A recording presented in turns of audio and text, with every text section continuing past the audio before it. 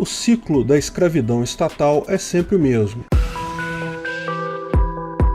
Em sua visão libertária, sua fonte de informações descentralizadas e distribuídas. Segundo notícia recente do G1, aumentaram em 263% as ações na Justiça do Trabalho sobre home office, ou seja, pessoas que trabalham em casa e que alegam que seus direitos foram desrespeitados pelo empregador. Segundo a matéria, a causa disso é a falta de regulamentação do home office. Olha que beleza. Mas vamos entender exatamente o que está acontecendo. Uma coisa extremamente positiva que aconteceu nessa pandemia foi justamente o aumento do home office, ou seja, da possibilidade de um empregado trabalhar em casa. Triste ter sido necessário uma pandemia e medidas absurdas de isolamento social para isso, porém é fato que essas mudanças são positivas. As ferramentas tecnológicas para isso já estavam disponíveis há muito tempo. Programas para reunião virtual como Skype, Google Meetings, Zoom e vários outros, programas para controle remoto de computadores, tarefas, acesso remoto a redes internas e muito mais. Tudo isso já estava disponível há muito tempo.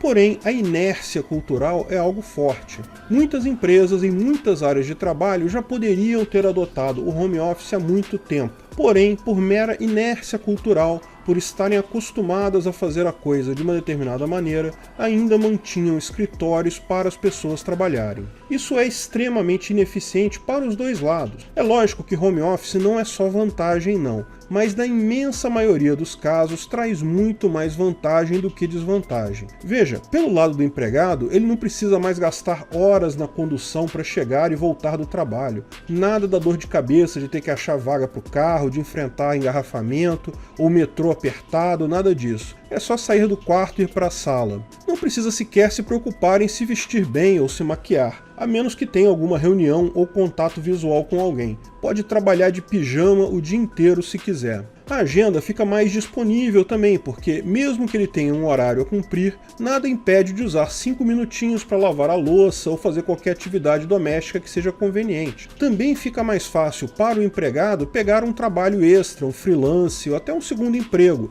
Muito mais simples conciliar tudo se você não precisa estar fisicamente em um escritório. Lógico, não são só flores para o empregado. Ele precisa ter um bom computador, uma boa internet, coisas que muitas vezes as empresas pagam, mas em alguns casos acaba saindo do próprio bolso do empregado. Em dias quentes, se ligar o ar-condicionado, ao contrário do ar-condicionado da empresa, você vai ter que pagar a conta no final. O cafezinho também sai do seu bolso. Além disso, se você tem família, pode ser complicado achar um canto sossegado para conseguir trabalhar em paz em casa. É um desafio também conseguir se concentrar. Apesar desses pontos, tipicamente o saldo é muito positivo para o empregado na imensa maioria dos casos. Mas não é só isso, as empresas também estão vendo uma excelente redução de custos com isso. Muitos achavam que a produtividade do empregado em casa não seria boa, sem ninguém ali para cobrar ele. Descobriram que a produtividade pode ser até melhor do que no escritório, e com uma redução de custos enorme.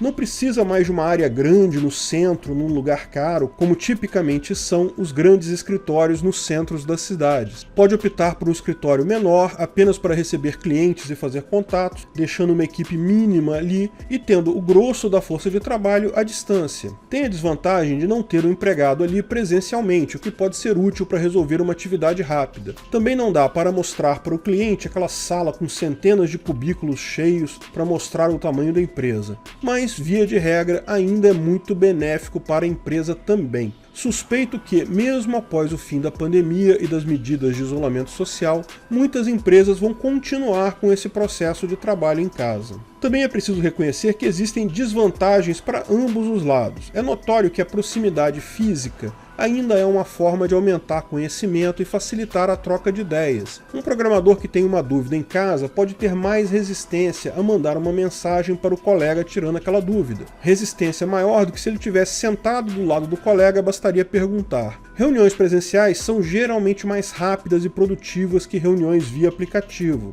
Esse tipo de coisa gera perdas tanto para o empregado quanto a empresa. De novo, apesar de ser negativo, no final das contas o resultado final, somando tudo, é muito positivo. Agora, O ponto central, o mais importante para a liberdade e também uma vantagem para ambos os lados, tanto empresa quanto empregado, é o fato de estarem menos sujeitos à extorsão sindical e fiscalizatória estatal. Em grandes escritórios, não é incomum que fiscais do trabalho ou mesmo sindicalistas façam visitas e inspeções para cobrar algum arrego da empresa. Tipicamente usam prerrogativas legais estapafúrdias para entrar na empresa e fazer a tal fiscalização, que sempre vão achar alguma coisa e vão cobrar alguma coisa de arrego ou de multa. Daí, se empregados e empresas tinham, por exemplo, contratos informais, ou se buscavam mecanismos de elisão fiscal para não serem extorquidos pelo governo, acabam se dando mal nessas fiscalizações. Com o trabalho em casa, é muito mais difícil esse tipo de fiscalização.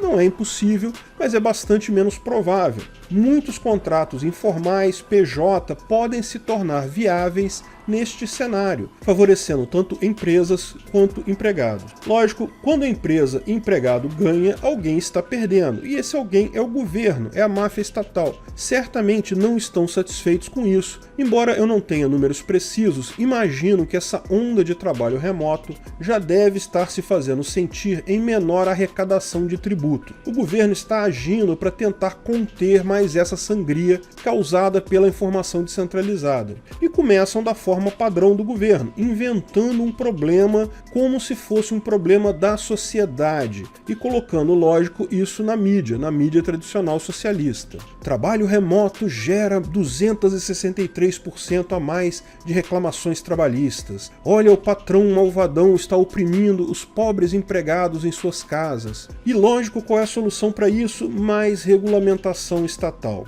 Evidente que o que pretendem é recuperar a possibilidade de extorquir empresas e empregados. Nada além disso. Veja, eu não estou dizendo que não existam casos de problemas. Lógico, sempre haverá um caso ou outro de desrespeito, de fraude, mas embora a reportagem fale de um aumento enorme, escandaloso de 263% nas reclamações, bem, quando você vê os números em si, é muito pouco. Sabe quanto é que foi o aumento? De 51 para 185. 185 reclamações trabalhistas num universo de milhões de trabalhadores. É um número desprezível. Provavelmente só é tão pequeno justamente porque tanto empresários quanto empregados estão satisfeitos com o trabalho remoto. O Brasil teve, no ano passado, mais de 1 milhão de reclamações trabalhistas, isso no ano de 2019. 134 reclamações é algo simplesmente ridículo nesse universo, é nulo, é 0,001%. Você entende agora por que usaram o número percentual, né? Porque os números são tão ridículos de baixo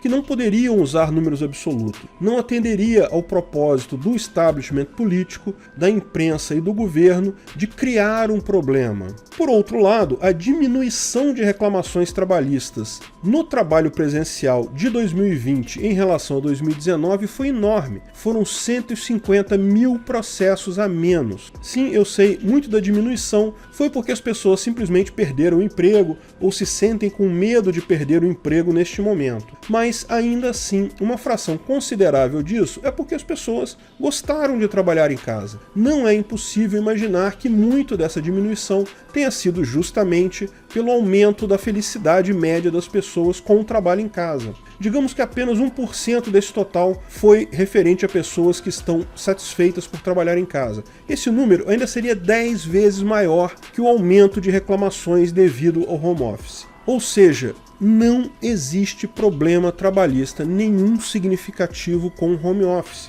Lógico, isso não importa para a mídia tradicional socialista, não importa para o establishment político. Eles vão insistir que isso é um problema até conseguirem regular ele. E você sabe como essa história vai seguir. O modo de funcionamento do establishment político é sempre o mesmo. Inventam um problema na imprensa, algum deputado ou senador vai propor um projeto para resolver esse problema. Lógico, tal projeto vai incluir um monte de controles, burocracias e formalidades, que no final das contas não vai ajudar em absolutamente nada ao empregado, ao contrário, vai deixar o trabalho mais burocrático, vai encarecer o trabalho remoto para o empregador, ou seja, será ruim para todos os lados, ruim para toda a sociedade, menos para o governo, que novamente terá formulários, dados para extorquir as partes e forçar elas a pagar taxas, impostos ou pelo menos o arrego. Quando vai surgir esse projeto de lei, eu não sei. Imagino que já esteja sendo preparado. mas será em breve. Geralmente eles fazem isso já logo depois da notícia sair na imprensa. O projeto criado, em última análise, vai inviabilizar o home office.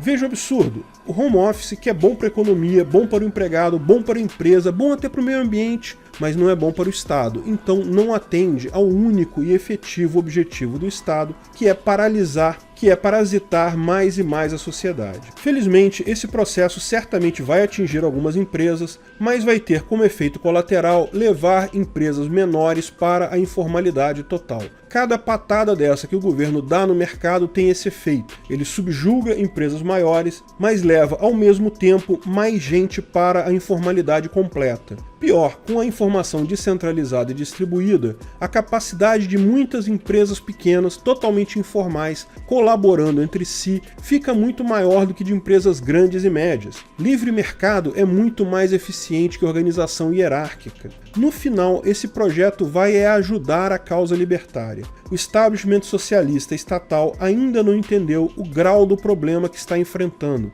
A morte dele já é certa. Quanto mais ele se mexe para evitar a morte, só faz morrer mais rápido.